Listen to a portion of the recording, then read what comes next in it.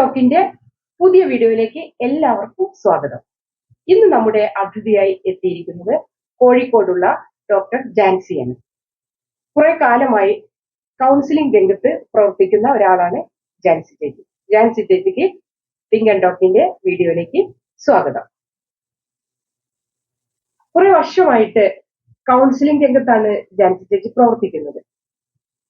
കൗൺസിലിംഗിൽ ഏത് മേഖലയിലാണ്?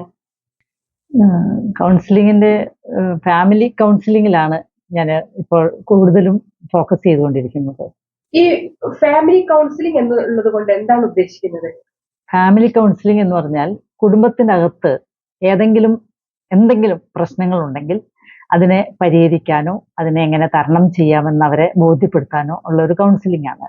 കുടുംബ പ്രശ്നം എന്ന് പറയുമ്പോൾ നമ്മൾ ഫാമിലി കൗൺസിലിംഗ് എന്ന് പറയുമ്പോൾ പ്രധാനമായിട്ടും സാധാരണ നമ്മൾ വിചാരിക്കുന്നത് ഭാര്യ ഭർത്തൃ ബന്ധത്തിലെ പ്രശ്നങ്ങൾ മാത്രമാണ്. ഭാര്യ, ഭർത്താവ്, കുട്ടികൾ, പേരൻസ്, ഗ്രാൻഡ് പേരൻസ് ഇവരൊക്കെ അടങ്ങുന്ന ഒരു കുടുംബത്തിലെ ഏത് പ്രശ്നവും കൈകാര്യം ചെയ്യാൻ എല്ലാവരും ഒരുമിച്ച് കൂട്ടായി നിന്നാൽ മാത്രമേ അത് കൈകാര്യം ചെയ്യാൻ പറ്റുള്ളൂ.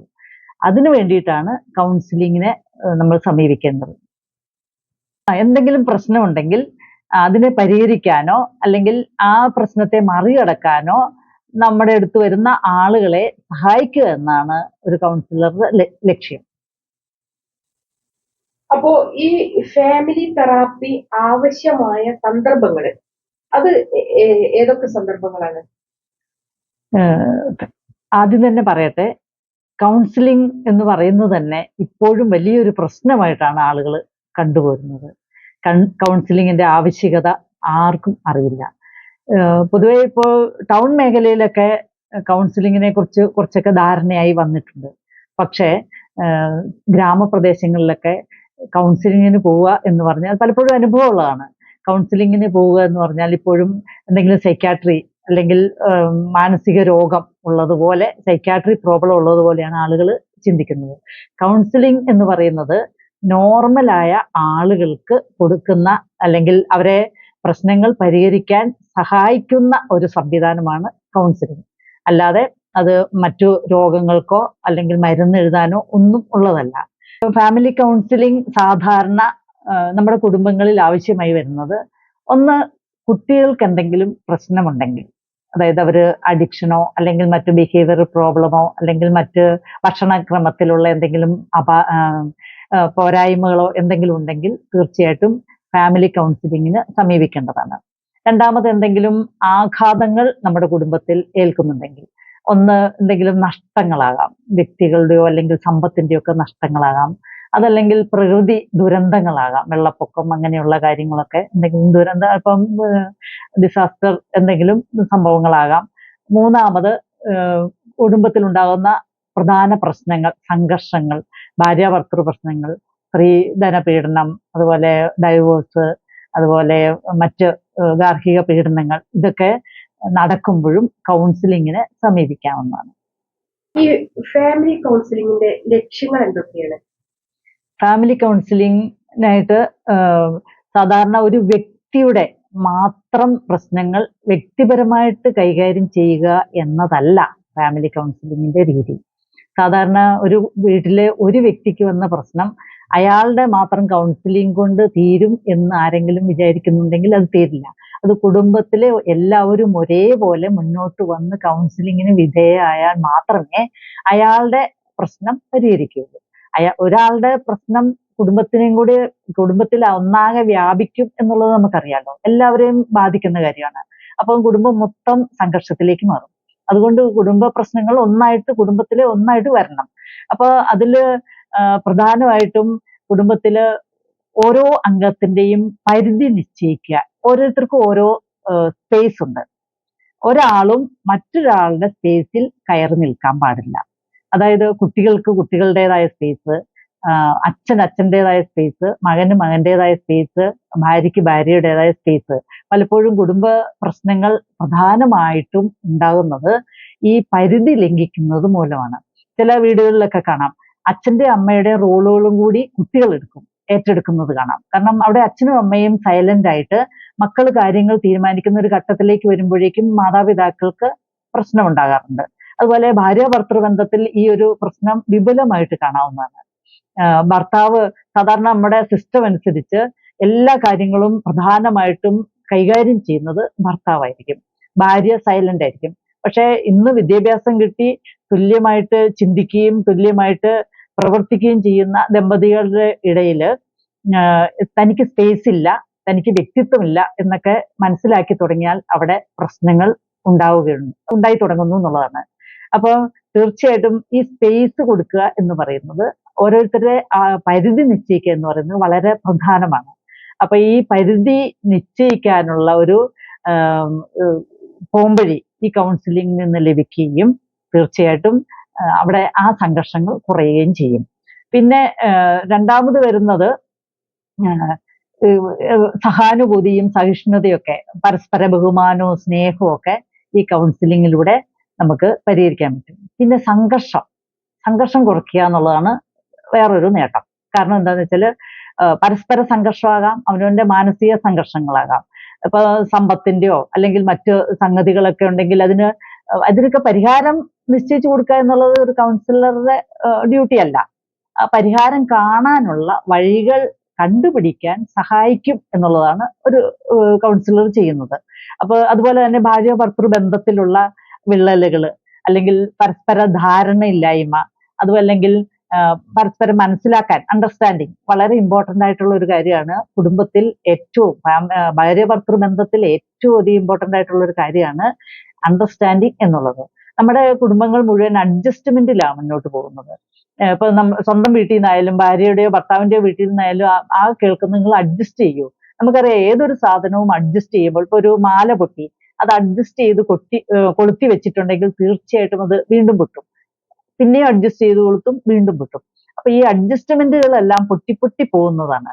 അത് മനസ്സിലാക്കി ചെയ്യുകയാണെങ്കിൽ, അല്ലെങ്കിൽ അത് മനസ്സിലാക്കി നമ്മൾ ജീവിക്കുക, ഒരാളെ ഭർത്താവിനെയും ഭർത്താവ് ഭാര്യയെയും മനസ്സിലാക്കി ജീവിക്കുകയാണെങ്കിൽ തീർച്ചയായിട്ടും അത് നമുക്ക് വളരെ സ്മൂത്തായ ഒരു പാതയിൽ, സംഘർഷരഹിതമായ ഒരു പാതയിൽ മുന്നോട്ട് പോകാൻ കഴിയും. ഇതൊക്കെയാണ് പ്രധാനമായിട്ടുള്ള നേട്ടങ്ങൾ. ഈ ഫാമിലി കൗൺസിലിംഗിന്റെ പരിമിതികൾ എന്തൊക്കെയാണ്? പരിമിതികൾ അധികവും നേട്ടങ്ങളാണ്. അതിൽ കുറെ പരിമിതികളുണ്ട്. ഒന്ന്, ഈ കൗൺസിലിങ്ങിന് വരുമ്പോൾ ഒരു കുട്ടിക്കുണ്ടാവുന്ന ഒരു പ്രശ്നം, അച്ഛന്റെയും അമ്മയുടെയും കുട്ടിയും അടങ്ങുന്ന ഒരു ഫാമിലിയാണെന്ന് വിചാരിക്കുക. അപ്പോൾ കുട്ടിക്ക് ഉണ്ടാകുന്ന ഒരു പ്രശ്നം, കുട്ടി പുകവലിയിലേക്ക് പോകുന്നു, അല്ലെങ്കിൽ മയക്കുമരുന്നിലേക്ക് പോകുന്നു. അപ്പൊ കുട്ടിയെയും കൊണ്ടായിരിക്കും മാതാപിതാക്കൾ വരുന്നത്. കുട്ടി ഒരു പക്ഷേ ഇതിലേക്ക് പോകാനുള്ള കാരണം ഒരു പക്ഷേ അച്ഛന്റെ അമ്മയുടെയും ഭാഗത്തുനിന്ന് തനിക്ക് കിട്ടേണ്ട പരിഗണനയോ അല്ലെങ്കിൽ സ്നേഹമോ വാത്സല്യമോ അല്ലെങ്കിൽ ബഹുമാനമോ ഒന്നും കുട്ടിയുടേതായ ഇത് കൊടുക്കണം നമ്മള്. അപ്പൊ ഇതൊന്നും കിട്ടാത്തതായിരിക്കാം. അത് കൊടുക്കാതിരിക്കുന്ന ഒരു പക്ഷേ ഭാര്യ ഭർത്തൃ ബന്ധത്തിന്റെ സംഘർഷമോ അല്ലെ ഭർത്താവിന്റെയോ അല്ലെങ്കിൽ ഭാര്യയുടെ എന്തെങ്കിലും സ്വഭാവത്തിലോ അല്ലെങ്കിൽ മറ്റു എന്തെങ്കിലും പ്രശ്നങ്ങളായിരിക്കാം. അപ്പൊ ഇവര് കൗൺസിലിങ്ങിന് വരുമ്പോൾ തീർച്ചയായിട്ടും ഈ ഇതില് എല്ലാവരും തുറന്നു പറഞ്ഞുകൊള്ളണമെന്നില്ല. അതൊരു പരിമിതിയാണ്. കാരണം ഭർത്താവിന് ചില കാര്യങ്ങൾ ഒരിക്കലും തുറന്നു പറയാൻ പറ്റില്ലാത്ത കാര്യങ്ങളോ, ഞാൻ തുറന്നു പറയില്ല എന്ന് തീരുമാനിച്ച കാര്യങ്ങളുണ്ടാകും. അപ്പൊ ഈ എല്ലാ അംഗങ്ങളുടെയും തുറന്നു പറച്ചിലുകൾ സാധ്യമാകാതെ വരുമ്പോൾ ഫാമിലി കൗൺസിലിംഗ് പരാജയമായി പോകും. അപ്പൊ എല്ലാവരും തുറന്നു പറഞ്ഞാൽ മാത്രമേ അത് വിജയിപ്പിക്കാൻ പറ്റുള്ളൂ. അപ്പൊ ഇതൊരു പരിധിയാണ്. രണ്ടാമത്തത്, കൗൺസിലിങ്ങിന് വരുമ്പോൾ എല്ലാവരും ഒരുമിച്ച് ഒത്തുകൂടാനുള്ള ഒരു ബുദ്ധിമുട്ട് വരുന്നുണ്ട്. സാധാരണ ഒരു വ്യക്തിക്കുണ്ടാകുന്ന പ്രശ്നം അയാളുടെ മാത്രം പ്രശ്നമായിട്ടാണ് കുടുംബത്തിലെ മറ്റുള്ള അംഗങ്ങൾ കരുതുക. അപ്പൊ ഭാര്യയ്ക്ക് കൗൺസിലിംഗ് കൊണ്ട് വരും, ഭാര്യ ഭർത്തൃ ബന്ധത്തിലെ പ്രശ്നത്തിന് ഭാര്യയ്ക്ക് കൗൺസിലിംഗ്. സാധാരണ എൻ്റെ അടുത്ത് കൗൺസിലിങ്ങിന് ഭാര്യയും കൊണ്ട് വരുമ്പോൾ ഭർത്താക്കന്മാര് പറയുന്ന ഒരു പ്രശ്നം, ഇവൾക്ക് വളരെ പ്രശ്നങ്ങളുണ്ട്, ഇവളെ ഒന്ന് കൗൺസിലിങ്ങിന് വിധേയമാക്കണമെന്നാണ്. അപ്പൊ ഞാൻ പറയും, രണ്ടുപേർക്കും കൗൺസിലിംഗ് ആവശ്യമുണ്ട്, രണ്ടുപേരുടെയും കൂടെ സഹകരണം ഉണ്ടെങ്കിൽ മാത്രമേ ഭാര്യയ്ക്ക് വേണ്ടിയുള്ള കൗൺസിലിംഗ് വിജയിക്കൂ എന്ന് പറയുമ്പോൾ ഭർത്താവ് അവിടെ തർക്കത്തോടു കൂടി തർക്കിക്കുകയാണ് ചെയ്യുന്നത്. കാരണം എനിക്ക് കൗൺസിലിങ്ങിന്റെ ആവശ്യമില്ല, ഞാൻ പെർഫെക്റ്റ് ആണ്. ഞാൻ പെർഫെക്റ്റ് ആണ് എന്നുള്ള ഒരു ധാരണയാണ് ഭർത്താവിന്റെ ആയാലും ഭാര്യയുടെ ആണെങ്കിലും ഈ ധാരണയാണ് കുടുംബ പ്രശ്നങ്ങൾക്ക് മുഴുവൻ കാരണം. അത് മനസ്സിലാക്കിയാൽ തീരാവുന്ന പ്രശ്നങ്ങളെ അവിടെയുള്ളൂ. പ്രധാനമായിട്ടും ഉള്ള പരിമിതി ഈ രണ്ട് പ്രശ്നങ്ങളാണ്. പിന്നെ എനിക്ക് ചോദിക്കാനുള്ളത്, ഇപ്പോ നിങ്ങളിപ്പോ ഒരു ഫാമിലി കൗൺസിലിംഗ് ചെയ്യാണ്, അപ്പൊ അതിലെ മറ്റുള്ള അംഗങ്ങളെ കൂടി നിങ്ങൾ വിളിച്ചു വരുത്തുന്നു പറഞ്ഞു സംസാരിക്കുക അല്ലെ? അപ്പൊ ആ സമയത്ത് അവർക്കുണ്ടാവുന്ന ബിഹേവിയറൽ ഡിഫക്റ്റ് കണ്ടുപിടിക്കാൻ പറ്റും അല്ലെ? അങ്ങനെ ഏതെങ്കിലും സന്ദർഭങ്ങളിൽ ഉണ്ടായിട്ടുണ്ടോ? തീർച്ചയായിട്ടും. അവര് അതിനായിട്ട് വേറെ അവരുടെ ബിഹേവിയർ പ്രോബ്ലം മാറ്റണം എന്നുണ്ടെങ്കിൽ അതിന് വേറെ സെഷൻ തന്നെ ചെയ്യണം. പക്ഷെ ഓരോരുത്തരുടെയും രീതികളും സ്വഭാവ വൈകല്യങ്ങളും എല്ലാം കണ്ടുപിടിക്കാൻ പറ്റും നമുക്ക് കൗൺസിലിങ്ങിന്റെ ഇടയ്ക്ക് അവരോട് സംസാരിക്കുമ്പോൾ. അതിനുള്ള ടെക്നിക്കുകളൊക്കെ ഉപയോഗിക്കുകയും ചെയ്യും. പിന്നെ ജാൻസി ചേച്ചി ഒരുപാട് കൗൺസിലിംഗ് ഒക്കെ ചെയ്തിട്ടുണ്ട്, അതെല്ലാം വിജയിക്കാറുണ്ടോ? ഒരു കൗൺസിലിങ്ങിന് വരുന്ന ആളുകളെ ആസ്പദമാക്കിയിട്ടിരിക്കുന്നു. കാരണം നമുക്ക് സാധാരണ നമ്മൾ ഫ്രണ്ട്ഷിപ്പ് ഒക്കെ സ്വീകരിക്കുന്നത് ചിലർക്ക് ചിലരുമായിട്ട് മിങ്കിൾ ചെയ്യാൻ പറ്റും, ചിലർക്ക് ഒരു കുഴപ്പം ഉണ്ടാവില്ല. ചിലരോട് ഒരു തരത്തിലും ഷെയർ ചെയ്യാനോ മിങ്കിളിങ്ങോ ഫ്രണ്ട്ഷിപ്പ് ഒക്കെ അങ്ങനെയാണല്ലോ, പറ്റാതെ വരും. ഇപ്പം ഭാര്യ ഭർത്തൃ ബന്ധത്തിലും അതെ, ചില ഭാര്യ ഭർത്താവിനോടൊന്നും പറയാത്ത ഭർത്താക്കന്മാരുണ്ട്, ഒന്നും പറയാത്ത ഭാര്യമാരുണ്ട്. അപ്പൊ എന്ന് പറഞ്ഞ പോലെ എന്നോർത്ത് നമ്മൾ ഭാര്യ ഭർത്തൃ ബന്ധത്തിൽ നിന്ന് വേറെ പോകുന്നുണ്ട്. ഇപ്പൊ ഡൈവോഴ്സ് ഒക്കെ നടത്തി പോകുന്നത് അതുകൊണ്ടാണ്. നമുക്ക് ഷെയറിംഗ് ഇല്ലെങ്കിൽ തന്നെ അവിടെ പ്രശ്നമാണ്, ഫാമിലി പ്രോബ്ലം ആണ്. അപ്പം എന്ന് പറഞ്ഞ പോലെ ഒരു കൗൺസിലിങ്ങിന് വരുമ്പോൾ ഷെയറിംഗ് നടക്കണം. ഒരുവിധം എൻ്റെ അടുത്ത് വന്ന ഒരു 98% ആളുകളും എന്നോട് ഷെയർ ചെയ്യാൻ മടിക്കാത്തവരാണ്. കാരണം അവരെല്ലാ കാര്യങ്ങളും തുറന്ന് പറഞ്ഞിട്ടുണ്ട്. അതിൽ 1-2 കേസുകൾ സ്വന്തം കാര്യങ്ങൾ ഒട്ടും പറയാതെ അവർ തന്നെ കൈകാര്യം ചെയ്തോളാന്ന് പിന്നീട് ചോദിച്ചപ്പോഴും എന്നോട് പറഞ്ഞില്ല. പറയാത്ത കേസ്, ഒരു കുട്ടി ഒട്ടും ഷെയർ ചെയ്യാത്ത ഒരു കുട്ടീനെ, ഒരു ഒരു ഹൈസ്കൂളിൽ പഠിക്കുന്ന ഒരു കുട്ടിയായിരുന്നു. ആരോടും ആ കുട്ടി പറയില്ല, ആ കുട്ടി എന്നോട് ഷെയർ ചെയ്തിട്ടില്ല. പ്രധാനമായിട്ടും വേണ്ടത് ഷെയറിംഗ് ആണ്. നമുക്ക് ഒരാളെ കാണുമ്പോൾ ചിലരൊക്കെ ഒരു വിശ്വാസം തോന്നും. കൗൺസിലേഴ്സ് ആണെങ്കിലും അതെ, നമ്മൾ കോൺഫിഡൻഷ്യാലിറ്റി ഒക്കെ വളരെ കീപ്പ് ചെയ്യുന്ന ആളുകളാണ്, അവർക്ക് അതിന്റെ അഷുറൻസ് കൊടുക്കുകയും ചെയ്യും. പക്ഷേ ചിലർക്ക് ഇനി ഞാൻ പറയുന്ന രഹസ്യങ്ങൾ പുറത്തു പറഞ്ഞാലോ എന്ന ഭയം കൊണ്ട് ഒരുപക്ഷെ അവര് തുറന്നു പറഞ്ഞു തരില്ല. ഈ തുറന്നു പറച്ചിൽ ഇവിടെ നടന്നില്ലെങ്കിൽ ഒരു കൗൺസിലിങ്ങും വിജയിക്കില്ല. പിന്നെ അതുപോലെ തന്നെ ചിലരുണ്ട് ഭയങ്കരമായിട്ട് ഭാര്യമാരെ കൊണ്ട് വരുന്ന ആൾക്കാരുണ്ട്, അല്ലെ ഭർത്താക്കന്മാരെ കൊണ്ട് കൗൺസിലിങ്ങിന് വരുന്നുണ്ട്. ഇവരെ ഒന്ന് നന്നാക്കണം എന്ന് പറഞ്ഞു വരുന്നവരുണ്ട്. ഇവരെ ഒന്ന് നന്നാക്കണം എന്ന് പറഞ്ഞു വരുന്ന ആളുകളുടെ ഫാമിലിയെ എനിക്ക് കൗൺസിലിംഗ് വിജയിക്കാൻ പറ്റിയിട്ടില്ല, ഫാമിലി കൗൺസിലിംഗ്. പക്ഷേ ഈ സഫർ ചെയ്ത ആളുകളെ എനിക്ക് എങ്ങനെ ജീവിക്കണം, ഏത് പ്രശ്നമുണ്ടെങ്കിലും അവിടെ എങ്ങനെ ജീവിക്കണം എന്ന് ബോധ്യപ്പെടുത്തി അവരുടേതായ കംഫർട്ടബിൾ സോൺ ഉണ്ടാക്കി കൊടുക്കാൻ എനിക്ക് പറ്റിയിട്ടുണ്ട്. ഇങ്ങനെ ചില സന്ദർഭങ്ങളിൽ കൗൺസിലിംഗ് വിജയിക്കാതെ വരും. പിന്നെ ഇത്രയും കാലത്തെ ഒരു എക്സ്പീരിയൻസിന്റെ ഇടയിൽ എന്താണ് ഈ പ്രേക്ഷകരോട് പറയാനുള്ളത് കൗൺസിലിങ്ങിനെ കുറിച്ച്? എനിക്ക് പ്രേക്ഷകരോട് പറയാനുള്ളത്, പലപ്പോഴും പ്രശ്നങ്ങളുണ്ട് എന്ന് നമുക്ക് മനസ്സിലാകില്ല. ഇനി വീട്ടില് ഒരു പ്രശ്നം ഉണ്ടെങ്കിൽ, എവിടെയായാലും നമുക്കൊരു പ്രശ്നം നേരിടുന്നുണ്ടെങ്കിൽ അത് മറ്റുള്ളവരാണ് പ്രശ്നം ഉണ്ടാക്കുന്നത്, അതിന്റെ കാരണക്കാര് മറ്റുള്ളവരാണ് എന്ന ധാരണ തിരുത്തേണ്ടി വരും. മാത്രമല്ല കൗൺസിലിങ്ങിനെ വലിയൊരു സംഭവമായിട്ട് കാണേണ്ട ആവശ്യമില്ല.